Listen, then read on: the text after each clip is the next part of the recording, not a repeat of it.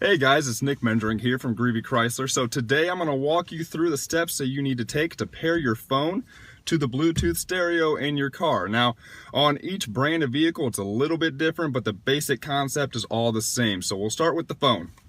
On your phone, you're going to want to go to your settings, pull up your settings, go to the Bluetooth menu, and make sure that your Bluetooth is checked on. If it's not on, the device you're trying to pair to will not find your phone.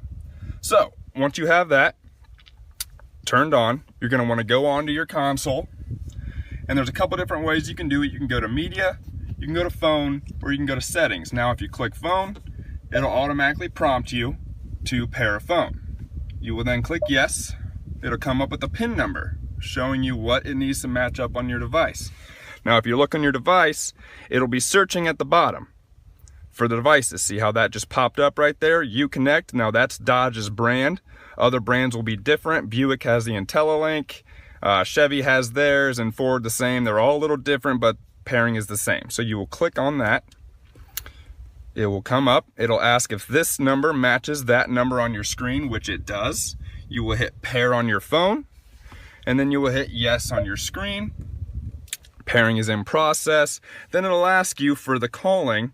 It'll ask you if you want to synchronize your contacts to the system, which you can or you don't have to. It really doesn't matter. It just allows you to use your voice recognition to call people instead of having to actually click on their name. So I'll hit allow.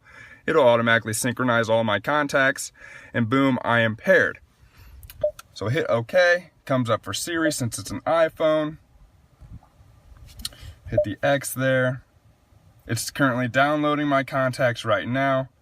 On most vehicles, it'll ask you if you want to make your device the favorite for the car. So what that does is if you're the primary driver and your phone is set up as the favorite, but say one of your buddies pairs his or her phone to the device because they want to play some of their music, that's fine. But next time if you both get in the car, since your phone is the favorite, it'll automatically sync your phone instead of their phone. Also, once you synchronize it the first time, as long as the Bluetooth is on your phone, it'll remember your phone and it'll synchronize it automatically every time. That process that I just walked you through, you only have to do once unless you go on to and cancel the device. Other than that, that's how you pair your phone to Bluetooth. It's good for calling, hands-free calling while driving on the road. You don't have to dig in your pocket or in your purse to answer the phone. You just use the buttons right on your steering wheel or on your radio. It's really easy to do and very convenient to do. Also, if you have music on your phone, that's cruising.